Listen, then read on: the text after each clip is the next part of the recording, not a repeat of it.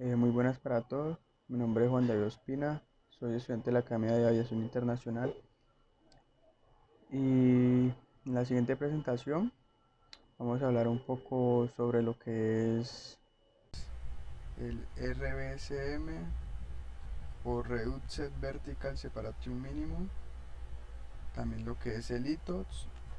Stench Range Twin Engine Operation Performance Standard o el PBN,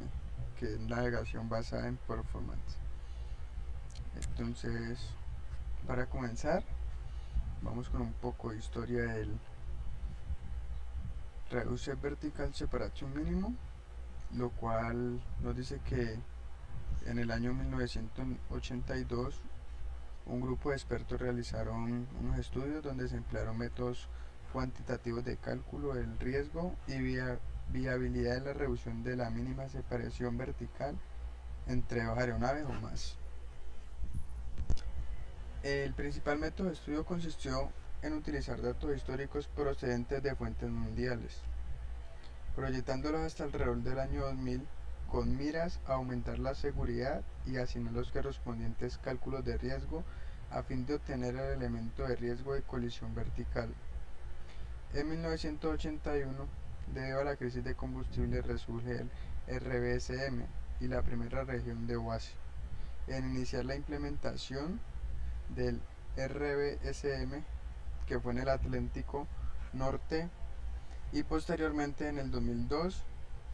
en Panamá inicia con la certificación del programa RBSM y el 20 de enero de 2005 se implementó en todo el continente de América, desde Alaska hasta el Tierra del Fuego. Y aquí es como un poco de introducción más de la historia, porque pues la verdad, si nos vamos muy a fondo, vemos que no solo fueron en esos países, sino que fue en todo el mundo en donde lo empezaron a implementar, pero no siempre a la misma fecha, sino en diferentes ocasiones, ya que todo llevaba estudios y un par de procedimientos para poderlo implementar en cada aeronave. Entonces, como decía, son muchas fechas. Entonces, unas de esas son como, por ejemplo,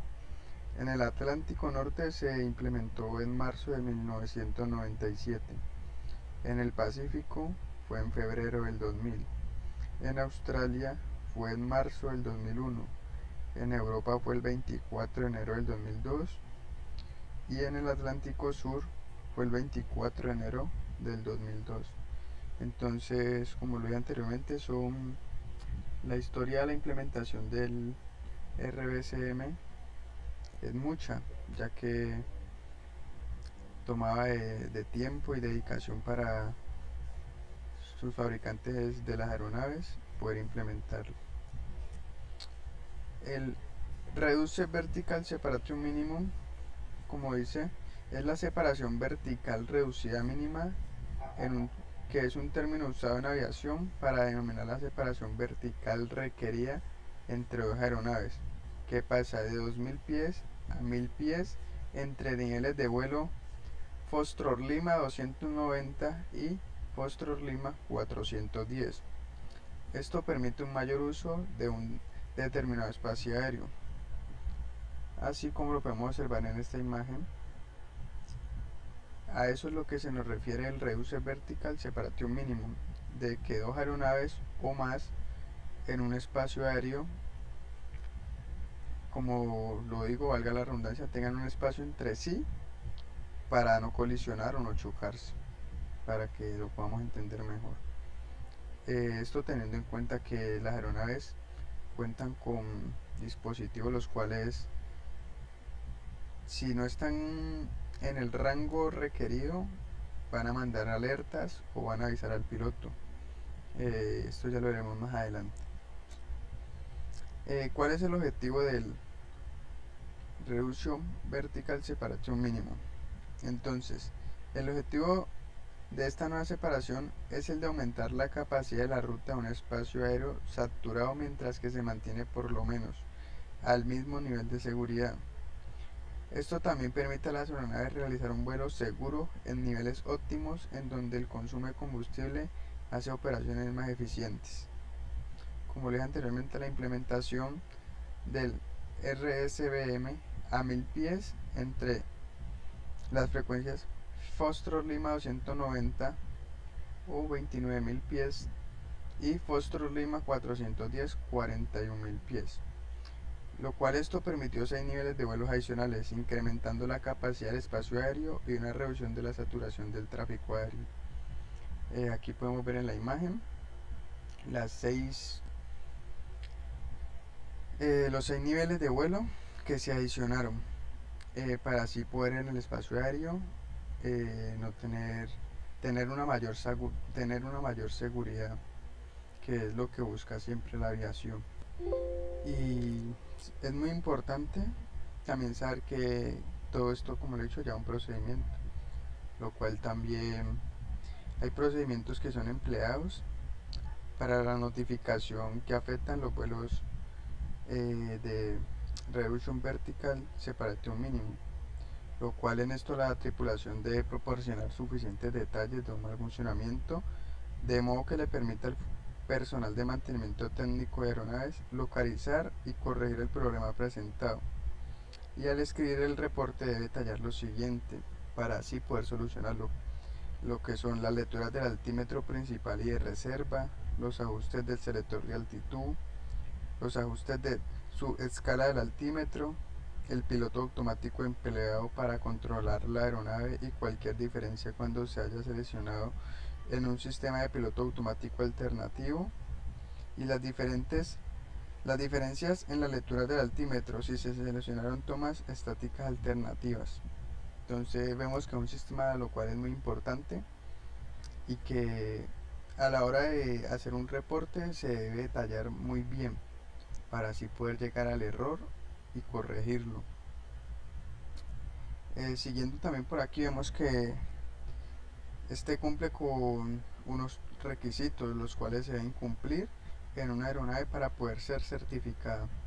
ya que si no cumple con alguno no podría ser certificada y no tendría este sistema de Reduction Vertical Separation Minimum, los cuales son el sistema estático de acoplamiento cruzado protegido contra el hielo, medidor de presión estática detectada por la fuente de presión, conversión en altitud barométrica y presentación en la cadena de pilotos, generación automática de informes de altitud barométrica digitalizados, corrección del error de la fuente de presión estática, sistema de anuncio automático en referencia a la altitud seleccionada,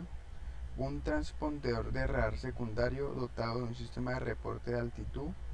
un sistema automático de control de altitud y un sistema de alerta de altitud.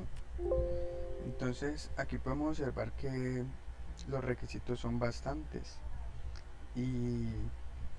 los cuales deben de ser aprobados todos para que así nuestra aeronave pueda tener este sistema en vuelo. Aquí, como vemos en la imagen, son la separación que puede haber entre dos aeronaves o más en un espacio aéreo, ya que vamos a encontrar espacios aéreos donde van a haber muchas aeronaves, y todos estos requisitos deben ser implementados en nuestra aeronave para así tener seguridad. También vemos que cumple con unas ventajas de la implementación en una aeronave, lo cual es que la gestión del tráfico aéreo es más eficaz, el 1.5% menor de consumo de combustible, un 2.5% de carga paga extra, payload, un equipamiento técnico de mínimo costo, un rápido retorno de la inversión en equipos, un incremento de aeronaves en una misma ruta, espacios aéreos más regulados, en los cuales, como lo he dicho siempre, busca de seguridad, aviones y compañías aéreas más monitoreadas, mayor seguridad al modernizar equipo y entrenar el personal, un 85% de aumento en los niveles de vuelos óptimos y una reducción en las demoras. Entonces vemos cómo este sistema ayuda mucho a nuestra aeronave y a la empresa. Pero para poder implementar este sistema, como hemos visto anteriormente, vemos que debe cumplir con unos requisitos,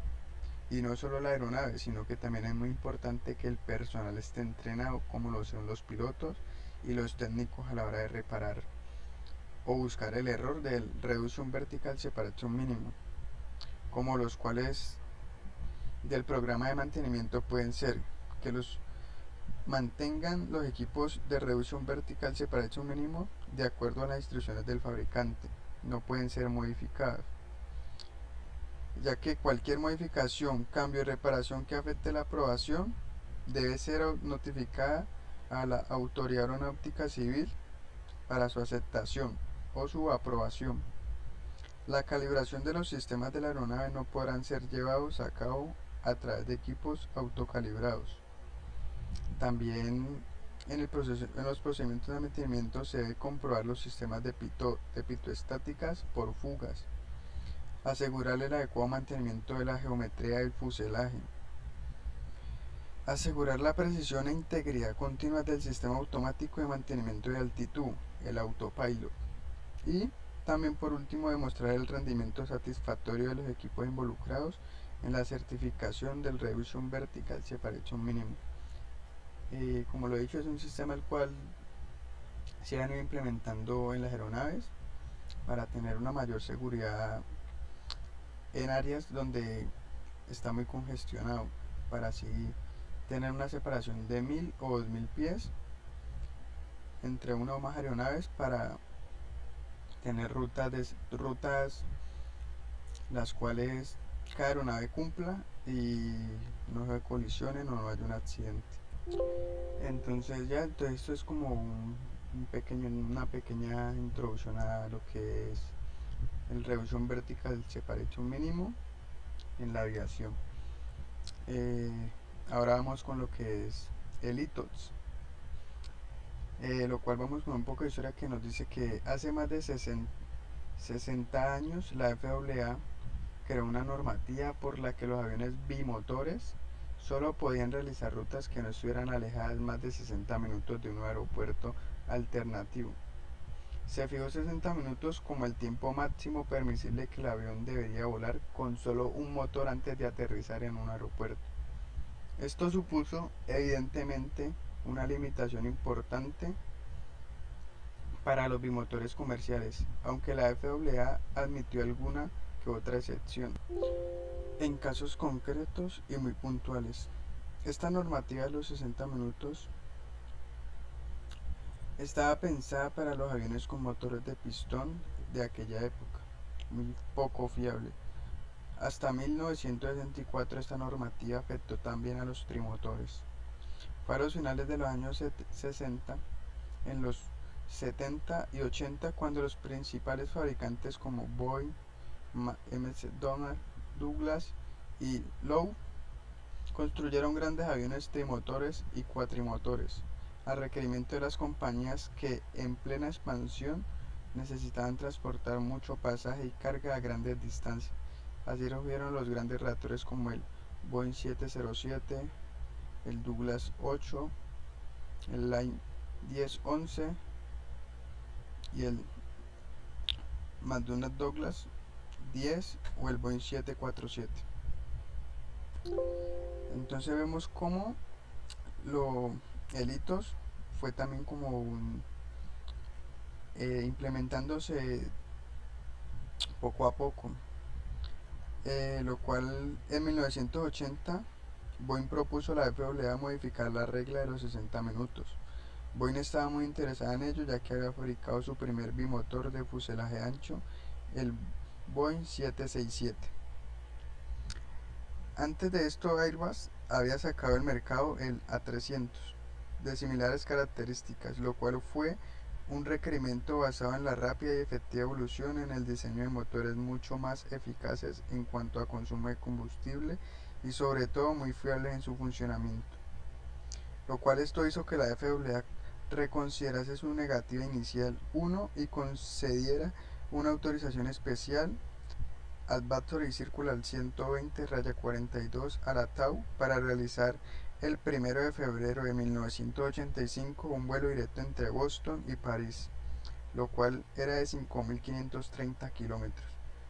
que lo hizo en 6 horas y 32 minutos con un Boeing 767, por una ruta alejada de 120 minutos de un aeropuerto alternativo. Se había dado el primer paso, pero era preciso regular de forma general este tipo de operaciones, ya que no era muy fiable porque apenas lo estaban implementando y era muy riesgoso implementarlo de una. Aquí vamos a ver lo que es el ITOS, Extended Range Twin Engine Operation Performance Standard, lo cual es un acrónimo creado por OASI para describir las operaciones con aviones de dos motores sobre rutas que tengan al menos un punto alejado más de 60 minutos de un aeropuerto adecuado. Calculado de velocidad de crucero con un motor inoperativo,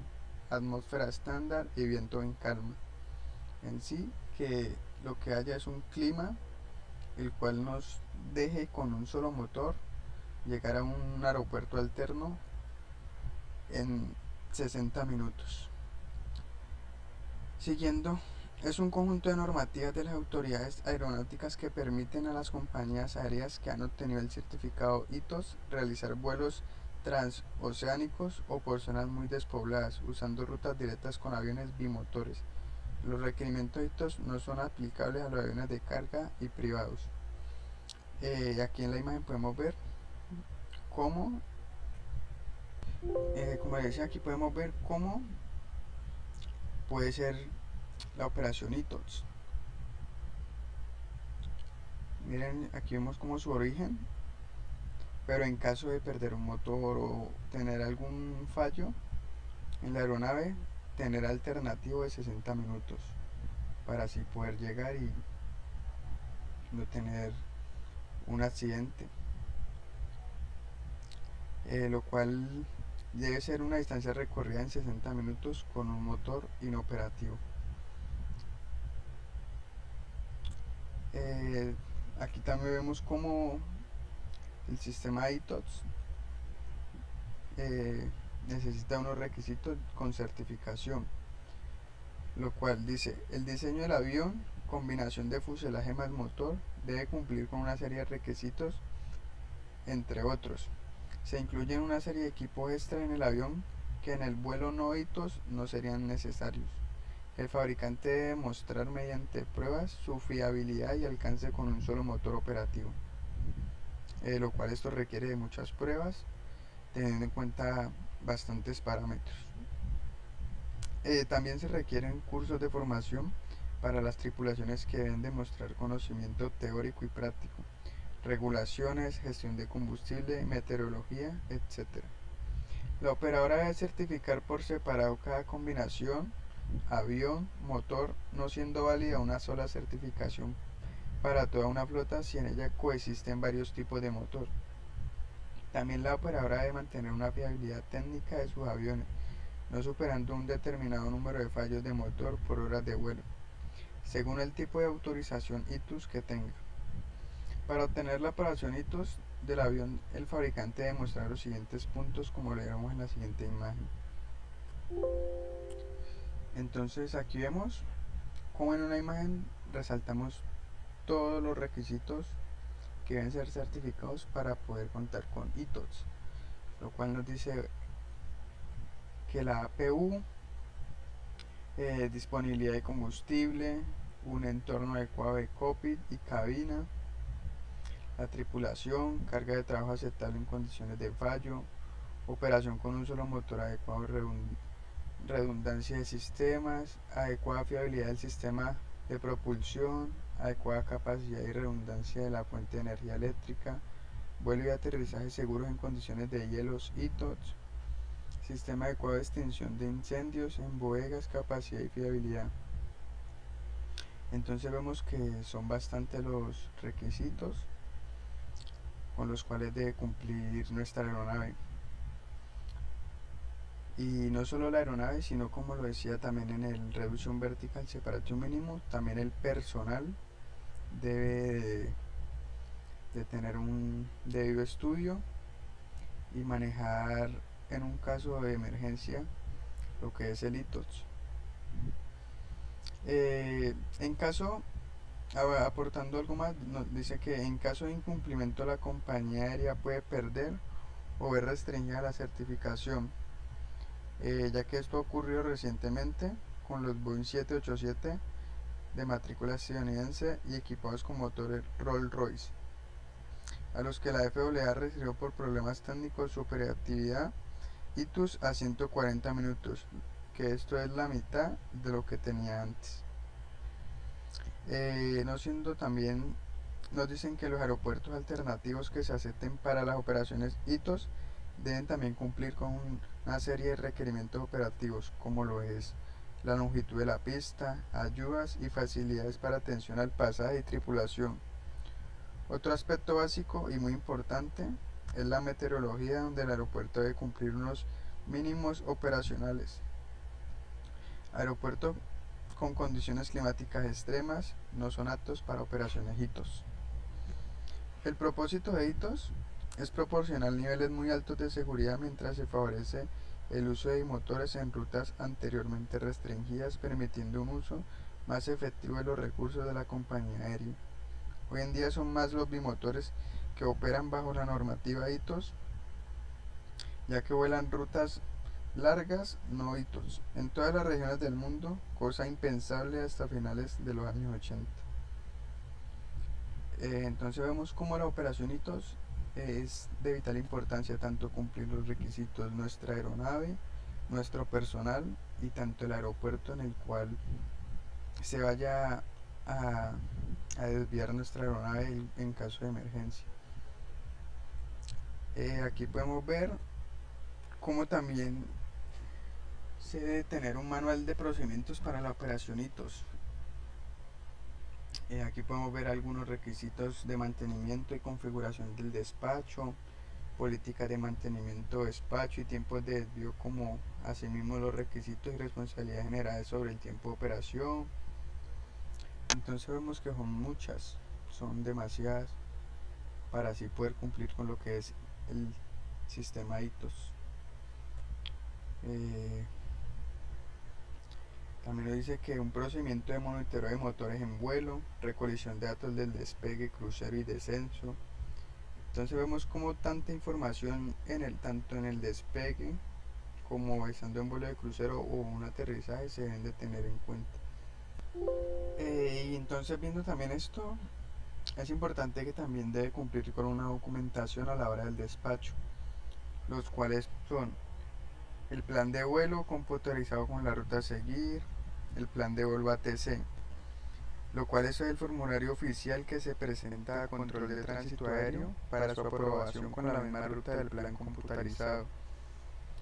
El estado del avión, el mantenimiento efectuado con una inspección especial antes de cada vuelo ITOS para que el avión pueda ser despachado con todos los sistemas necesarios en perfecto estado de funcionamiento,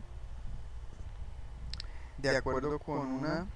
lista de equipamiento mínimo en equipos LEDs o el MEL,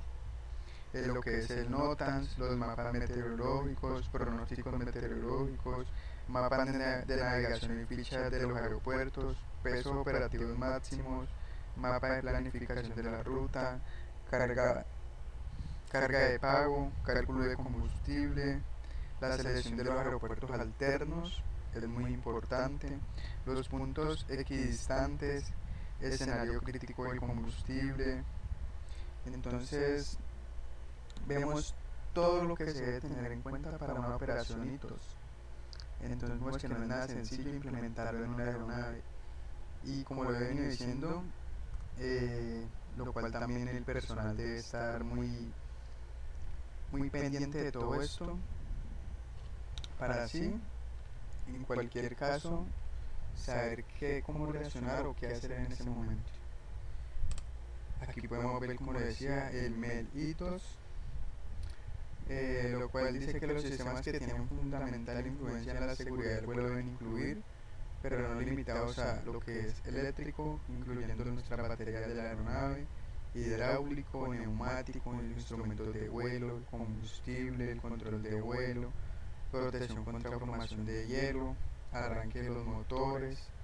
instrumento del sistema propulsivo, navegación y comunicación, potencia auxiliar, aire acondicionado y presurización de nuestra aeronave,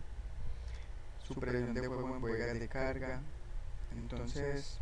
como lo decía anteriormente, esto es de vital importancia en nuestras aeronaves. Aquí siguiendo, vemos también que tiene que tener un vuelo de validación hitos, lo cual nos dice que el solicitante demostrará a la AAC mediante un vuelo de validación testimoniado por inspectores que tienen la adecuada capacidad y competencia para realizar la operación cuya aprobación se solicita. Esto es algo muy importante, ya que un vuelo con validación hitos lo que hace de pronto pueda que afecte la seguridad en el vuelo. Entonces todo se debe tener en cuenta. Aquí ya pasando para el último tema, lo cual es el PBN o navegación basada en performance. Nos dice que tiene como objetivo garantizar la estandarización global de las especificaciones RNAV y RNP y limitar la proliferación de especificaciones de navegación en uso en todo el mundo. PBN luego se describe a través de aplicaciones como lo son RNA y RNP, teniendo en cuenta sus respectivas operaciones. Aquí en la pequeña imagen podemos ver todo lo que la capacidad de la navegación para lo que es RNA y RNP. Siguiendo, PBN lo que hace es que nos especifica los requisitos de prestaciones, performance del sistema de navegación y la funcionalidad necesaria para las operaciones propuestas en un determinado espacio aéreo. Este concepto representa un cambio de una navegación basada en radioayudas específicas a una navegación basada en prestaciones, lo cual los requisitos de prestaciones se identifican mediante una serie de especificaciones de navegación que describen también los posibles sensores y ayudas a la navegación que puedan utilizarse a fin de cumplir tales requisitos. Ya siguiendo aquí, vemos vamos a ver lo que es RNA y RNP, lo cual RNA del inglés vendría siendo área de navegación, lo cual nos dice que es el nombre por el que se conoce la navegación de aérea y consiste básicamente en saltarse diversas radioayudas en la ruta, volando rutas más rectas y así ahorrarse un tiempo y combustible. Para ello los aviones deben estar equipados con sistemas de navegación más precisos, dado que además este sistema permite que los aviones puedan volar más cerca unos de otros, aumentando así la capacidad del espacio aéreo, teniendo en cuenta que también esto se basa en lo que es el Reduction Vertical Separation Minimum. Y por otro lado, RNP nos dice que por su parte significa Require Navigation Performance y es una serie de parámetros de precisión, disponibilidad, integridad y continuidad que debe cumplir los equipos de navegación del avión para poder volar en zonas RNAV.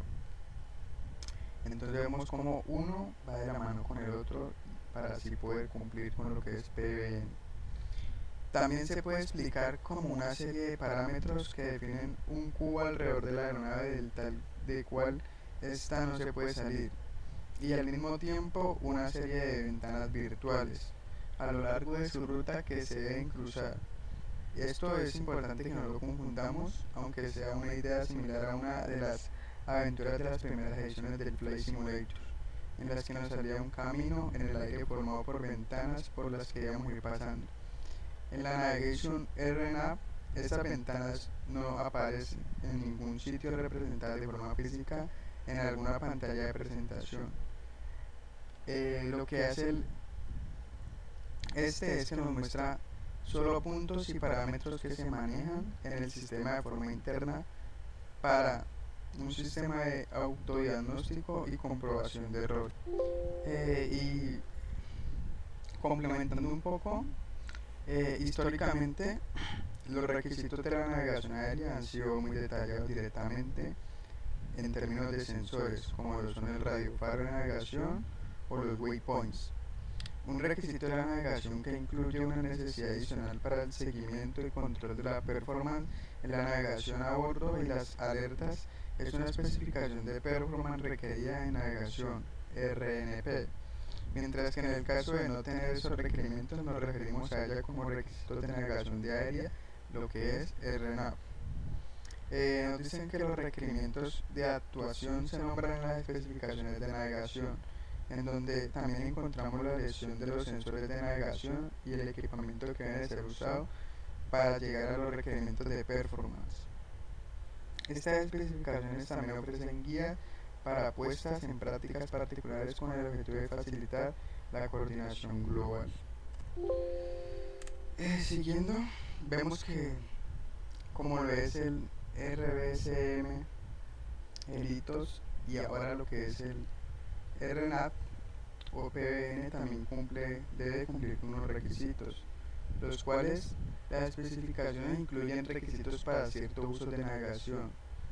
Estos incluyen indicaciones continuas de la posición relativa del avión respecto al curso para mostrar la trayectoria en una pantalla de navegación situada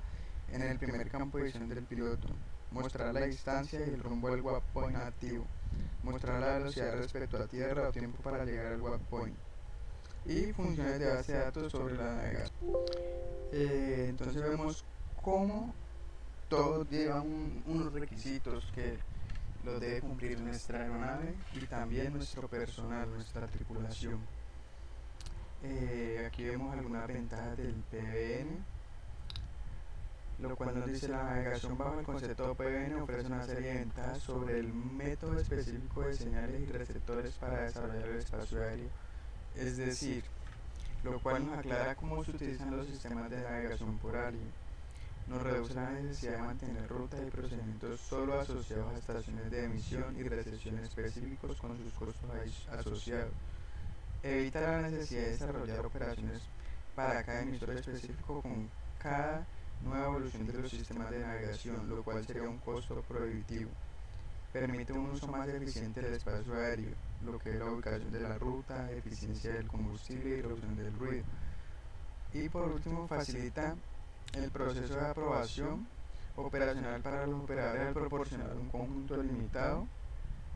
de especificaciones de navegación para uso global. Lo cual en esta es importante que dentro de un espacio aéreo los requerimientos del PBN estarán afectados por las circunstancias de la comunicación, la vigilancia electrónica y el control del tráfico aéreo ATC, la infraestructura de NAVAI y la capacidad funcional y operacional necesitados para llegar al ATM Application. Los requerimientos del PBN también dependen de la redundancia en los sistemas no RNAV de navegación que estén disponibles y también qué grado de redundancia se requiere en sí mismos para asegurar la continuidad de las operaciones para conseguir mejoras, ganancias de eficiencia y de capacidad, que son parte posibles gracias al RNA y el RNP, lo cual la FAA perseguirá el uso de datos de comunicación y mejoras de seguridad. Ya para terminar, como implementando algo, entonces hoy en día el objetivo principal que desarrollan los sistemas de aviónica es disminuir los costos de operación y así poder aumentar la seguridad de la aeronave, como lo venía diciendo siempre. Por tal motivo se han generado requisitos normativos con los que se deben cumplir tanto los fabricantes de los sistemas como los operadores que deseen contar con los beneficios de realizar vuelos basados en esta tecnología. También es de suma importancia conocer la legislación, ya que en ella se menciona todo el equipo que debe tener a bordo una aeronave dependiendo del tipo de operación que realice, ya que puede ser por vuelos visuales, VRF, regla de vuelos visuales, IFR, lo cual es la regla de vuelos por instrumento, o operaciones especiales categoría 2 y categoría 3, lo cual son aterrizajes con mínimos de visibilidad, o el PBN, lo cual es la navegación basada en performance, el RBSM, separación mínima reducida, o el ITOS, operaciones de largo alcance con aviones de 2 motores. recordando siempre el peso de la aeronave. Entonces vemos como estos tres sistemas a bordo de la aeronave son de vital importancia, y lo cual requiere muchos requisitos y mucho entrenamiento del personal. Y bueno, esto fue todo. Muchas gracias por su atención. Todos los derechos son reservados. Y aquí está la bibliografía de donde he sacado la mayor parte de la información. Y disculparán cualquier tipo de ruido en el video. Y ya, muchas gracias.